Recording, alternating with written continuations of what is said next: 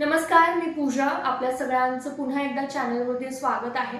खरं तर काल उमेदवारी अर्ज मागे घेण्याचा शेवटचा दिवस होता आणि त्यामुळं बऱ्याच जणांची एक उत्सुकता होती की काल कोण उमेदवारी अर्ज मागे घेणार किंवा जे चित्र आहे निवडणुकीचं ते अधिक स्पष्ट झालंय कालच्या दिवसामुळं. खरं तर आजच्या या व्हिडिओमध्ये जे 11 विधानसभा मतदारसंघ आहेत सोलापूर जिल्ह्यातले, त्याचा थोडक्यात कोणत्या विधानसभा मतदारसंघात प्रमुख लढती कोणकोणत्या होतील याचा आढावा थोडक्यात आपण आजच्या या व्हिडिओमधून घेणार आहोत. खरं तर जेव्हा ग्राउंड रिपोर्ट्स आम्ही करतो तेव्हा एक अनुभव असतो की प्रत्येक गावात एक पॅकेट्समध्ये जी माणसं आहेत ती विभागली गेली. म्हणजे कोणी एका उमेदवाराचं म्हणतं नाव किंवा इतर, तर एक पॅकेट्समध्ये आपल्याला हे सगळं जो कौल आहे तो पाहायला मिळतो. तर आता जे चित्र आहे ते स्पष्ट झालेलं आहे. उमेदवार कोण असणार, इव्हन जे प्रचाराचा शुभारंभ सुद्धा अनेकांनी केलेला आहे. तर या 11 विधानसभा मतदारसंघात ज्या प्रमुख लढती कोणकोणत्या आहेत त्या ज्या लढती आहेत त्या आपण आजच्या या व्हिडिओमधून बघणार आहोत. सुरुवात जी आहे ती महत्वाच्या विधानसभा मतदारसंघातून करणार आहोत, जे एक ट्विस्ट ज्या विधानसभा मतदारसंघात आलं उमेदवारीला घेऊन, आणि ते विधानसभा मतदारसंघ म्हणजे मोहोळ विधानसभा मतदारसंघ. खरं तर इथून महायुतीकडून म्हणजे अजित पवार गटाचे जे विद्यमान आमदार आहेत यशवंत माने, हे यांचं नाव पहिल्यापासूनच निश्चित होतं, त्यांचं नाव जाहीरच होतं, त्यामुळं ते आधीपासूनच तयारीला लागलेले होते. मात्र सगळ्यांना उत्सुकता या गोष्टीची होती की शरद पवार गटाकडून इथून कुणाला उमेदवारी मिळणार. कारण की लोकसभा निवडणुकीवेळी मोहोळ मधून जे लीड आहे ते भरपूर गेलं होतं. त्यामुळे एक शरद पवारांबद्दल सहानुभूती म्हणा किंवा एक क्रेज जी आहे ती तिथल्या मतदारसंघात जाणवली. त्यामुळं अनेक जण शरद पवार गटाची तुतारी हाती घेण्यासाठी इच्छुक होते. मात्र एक अनएक्सपेक्टेड नाव शरद पवार गटाकडून पुढे आलं आणि ते नाव होतं रमेश कदम यांच्या कन्या सिद्धी रमेश कदम. खरं तर हे एक ट्विस्ट होता, एक अनएक्सपेक्टेड होतं आणि लगेच दुसऱ्या दिवशी ही उमेदवारी जी आहे ती बदलण्यात आली, त्याचा विरोधही झाला आणि नंतर ही जी उमेदवारी आहे ती राजू खरे यांना देण्यात आली. खरं तर एक एस्टॉनिशिंग नाव पुढे आलेलं आहे. तर त्यामुळं इथं राजू खरे जे आहेत ते राष्ट्रवादी शरद पवार गटाकडून उमेदवार आहेत. आता तिसरी जी बाजू आहे, तिसरी जी लढत आहे ती म्हणजे संजय क्षीरसागर जे अपक्ष उभे राहिले. त्यामुळं मोहोळ मतदारसंघाची जी लढत होणार आहे ती तिरंगी लढत होणार आहे. त्यामुळं इथं जी आहे ती चुरस जी आहे ती नक्कीच पाहायला मिळणार आहे.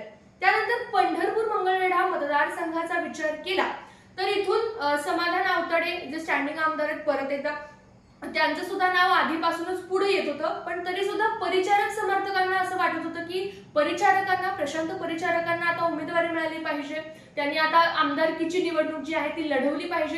त्यामुळे पहिल्या यादीत आवताडेंचं नाव आलं नव्हतं. त्यामुळे एक सस्पेन्स कायम होता की परिचारक बंड करतील का, तुतारी हाती घेतील का किंवा भाजपमधून त्यांना उमेदवारी मिळेल का. तर या सगळ्या गोष्टी ज्या आहेत त्या अर्थातच त्यातलं काहीच नाहीये झालेलं. समाधान आवताडे यांना परत एकदा भाजपकडून म्हणजेच महायुतीकडून उमेदवारी जाहीर झाली आणि नंतर अगदी लास्ट स्टेजला काही दिवस शिल्लक असतानाच मला वाटतं शेवटच्या दिवशी भगीरथ भालके म्हणजे आदल्या दिवशी भगीरथ भालके यांना काँग्रेसमधून उमेदवारी जाहीर झाली. त्यामुळे महाविकास आघाडीकडून काँग्रेसकडून भगीरथ भालके यांचं नाव पुढे आलं. मात्र ही जी लढत आहे ती दुरंगी किंवा तिरंगी अशी होईल अशी शक्यता होती. मात्र एक अनएक्सपेक्टेड नाव परत एकदा पुढे आलं आणि ते म्हणजे भैरवनाथ शुगर फॅक्टरीचे जे चेअरमन आहेत अनिल सावंत यांचं नाव. तुतारी जी आहे तुतारीकडून अनिल सावंत यांना उमेदवारी जाहीर झाली आणि मनसेचे जे दिलीप धोत्रे आहेत ते सुद्धा आधीपासूनच मैदानात आहेत. त्यामुळे आता ही जी निवडणूक आहे पंढरपूर मंगळवेढ्याची जी निवडणूक आहे ती चौरंगी निवडणूक होणार आहे यात शंका नाहीये. मात्र अनेक लोकांना उत्सुकता होती की आता शरद पवार गटाकडून उमेदवारी कोणाला मिळणार. अनेकांना असं वाटत होतं की शेवटच्या दिवशी एखादा अर्ज म्हणजे अनिल सावंत जे आहेत ते अर्ज मागे घेतील असं अनेकांना वाटत होतं, पण तसं काहीच घडलेलं नाहीये. तिसरा जो मतदारसंघ आहे तो म्हणजे सांगोला. खरं तर महाविकास आघाडीत बिघाडी झाल्याचं चित्र सांगोला पंढरपूर मंगळवेढ्यात पाहायला मिळालं. कारण की महाविकास आघाडीकडून या दोन्ही विधानसभा मतदारसंघात जे आहे ते 2-2 उमेदवार देण्यात आले. सांगोल्यातही तिथले जे विद्यमान आमदार आहेत शहाजीबाबू पाटील जे शिवसेना शिंदे गटाचे आमदार आहेत त्यांना उमेदवारी जाहीर झाली महायुतीकडून. त्याचबरोबर दीपक साळुंखे पाटील ज्यांनी गेल्या निवडणुकीत शहाजी बापू पाटील यांना पाठिंबा दिला होता, मात्र यावेळेस पहिल्यापासूनच त्यांनी आग्रह धरला होता. त्यांनी एक स्टेटमेंटही दिलं होतं की ब्रह्मदेव जरी आले तरी मी ही निवडणूक लढणारच आहे. त्यामुळं त्यांनी शिवसेना ठाकरे गटात प्रवेश केला आणि त्यांना सुद्धा या ठिकाणी उमेदवारी जी आहे ती महाविकास आघाडीकडून मिळाली. त्याचबरोबर शेकापचे जे बाबासाहेब देशमुख आहेत ते सुद्धा मैदानात आहेत. त्यामुळं इथं सांगोल्यात जी आहे ती तिरंगी लढत जी आहे ती आपल्याला पाहायला मिळणार आहे. आता माळशिरसमध्ये जेव्हा लोकसभा निवडणूक होती, उत्तमराव जानकर यांनी मोहिते पाटलांना खरं तर त्याच वेळेस साथ दिली, सपोर्ट दिला आणि तेव्हाच त्यांची उमेदवारी जी आहे ती निश्चितच झाली होती. त्यामुळं माळशिरसमधून राष्ट्रवादी शरद पवार गटाची उमेदवारी जी आहे ती उत्तम जानकर यांना मिळाली आणि त्यांच्या विरुद्ध लोकसभेला प्रणिती शिंदे यांच्या विरुद्ध असलेले राम सातपुते जे आहेत ते परत एकदा मैदानात आहेत भाजपकडून, महायुतीकडून. त्यामुळे माळशिरस मधून जी आहे ती दुरंगी लढत जी आहे ती आपल्याला पाहायला मिळेल. त्याचबरोबर एक क्रेज असलेला विधानसभा मतदारसंघ किंवा लोकप्रिय मतदारसंघ म्हणायला हरकत नाहीये, ते म्हणजे माढा मतदारसंघ. खरं तर तुतारीकडून अनेक जणांचा आग्रह होता की तुतारीकडून आपल्याला तिकीट मिळावं, मात्र तुतारीचं जे तिकीट आहे ते अभिजित पाटील यांना मिळालं. म्हणजेच राष्ट्रवादी शरद पवार गटाकडून अभिजित पाटील यांना ही उमेदवारी मिळाली. त्याचबरोबर मिनल साठे यांनी कुठेतरी बंड करत राष्ट्रवादी अजित पवार गटात प्रवेश केला आणि त्यांना महायुतीकडून जे आहे ती उमेदवारी जाहीर झाली.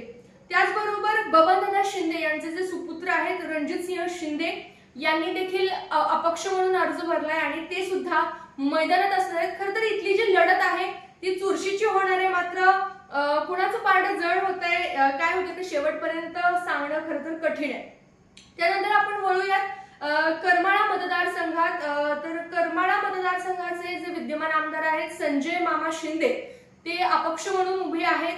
त्याचबरोबर राष्ट्रवादी शरद पवार गटाकडून नारायण पाटील हे मैदानात आहेत आणि शिवसेना शिंदे गटाचे दिग्विजय बागल हे मैदानात असतील. खरं तर करमाळ्याची जी निवडणूक आहे ती सुद्धा तिरंगी होणार आहे.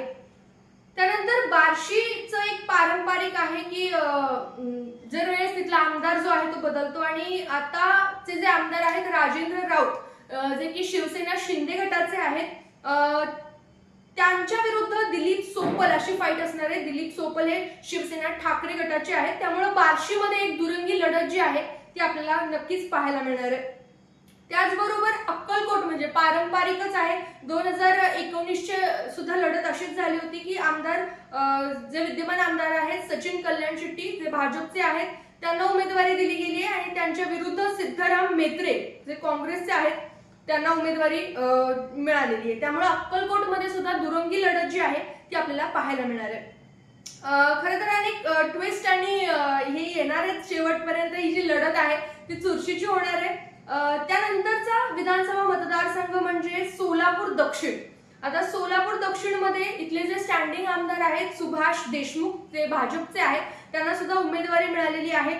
अमर पाटील शिवसेना ठाकरे गटाचे आहेत ते सुद्धा उभे आहेत. त्याचबरोबर मनसेचे महादेव कोगनुरे हे सुद्धा मैदानात असणार आहेत आणि धर्मराज काडादी यांनी सुद्धा अपक्ष म्हणून उमेदवारी जी आहे यांना सुद्धा मिळालेली आहे. त्यामुळे इथली जी लढत आहे सोलापूर दक्षिण मधली ती चौरंगी लढत आहे.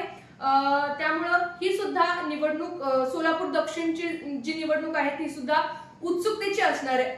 त्यानंतर सोलापूर शहर मध्य ज्याचं नेतृत्व अनेक टर्म म्हणजे 3 टर्म प्रणिती शिंदे यांनी केलं आणि आता त्या खासदार झालेत. खरं तर लोकसभेवेळी असं वाटत होतं की इथली काँग्रेसची जी जागा आहे ती नरसय्या आडम मास्तरांना मिळेल, पण तसं काही झालेलं नाहीये. इथून काँग्रेसकडून चेतन नरोटे यांना ही जागा सुटली आहे. त्याचबरोबर देवेंद्र कोठे जे आहेत भाजपचे ते सुद्धा उभे आहेत या निवडणुकीत आणि त्याचबरोबर नरसय्या आडम मास्तर जे आहेत माकपचे मार्क्सवादी पक्ष ते सुद्धा या मैदानात उतरलेले आहेत.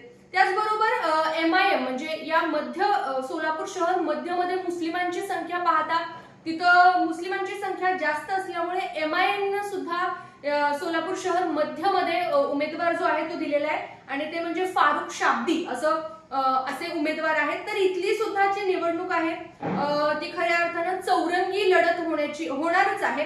त्यानंतर आपण पुढच्या विधानसभा मतदारसंघाकडे वळूयात आणि ते विधानसभा मतदारसंघ म्हणजे सोलापूर शहर उत्तर आणि खरं तर शेवटचं मतदारसंघ आहे.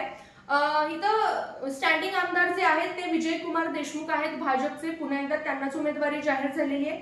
त्याचबरोबर राष्ट्रवादी शरद पवार गटाकडून महेश कोठे जे आहेत त्यांना उमेदवारी मिळालेली आहे आणि भाजपची खरं तर बंडखोरी करत शोभा बनशेट्टी ज्या आहेत त्या सुद्धा मैदानात उतरलेल्या आहेत आणि ही जी लढत आहे ती कशी होणार आहे, तिरंगी होणार आहे अर्थातच, पण संपूर्ण विधानसभा म्हणजे सोलापूर जिल्ह्यातील संपूर्ण विधानसभा मतदारसंघाचा जर विचार केला तर एक स्ट्रॉंग फाईट आपल्याला या सगळ्या विधानसभा मतदारसंघामध्ये पाहायला मिळणार आहे. तर या 11 विधानसभा मतदारसंघांचा खरं तर आपण पाहिलं की इथले प्रमुख लढत कोणाकोणामध्ये असेल आणि खरं तर आता खऱ्या अर्थानं हे जे चित्र आहे ते स्पष्ट झालेलं आहे. अवघे काही दिवस राहिलेले आहेत. 20 तारखेला मतदान होणार आहे आणि अनेक जणांनी प्रचाराला सुद्धा सुरुवात केली आहे. अवघे काही दिवस शिल्लक आहेत, त्यामुळं या दिवसांमध्ये हे जे उमेदवार आहेत ते जनसामान्यांमध्ये मिसळणार आहेत, त्यांच्या अडचणी जाणून घेणार आहेत, त्यांना आश्वासनं देणार आहेत आणि ते कितपत यशस्वी होतात त्याच्यावरच जनतेचा कौल जो आहे तो अवलंबून असणार आहे.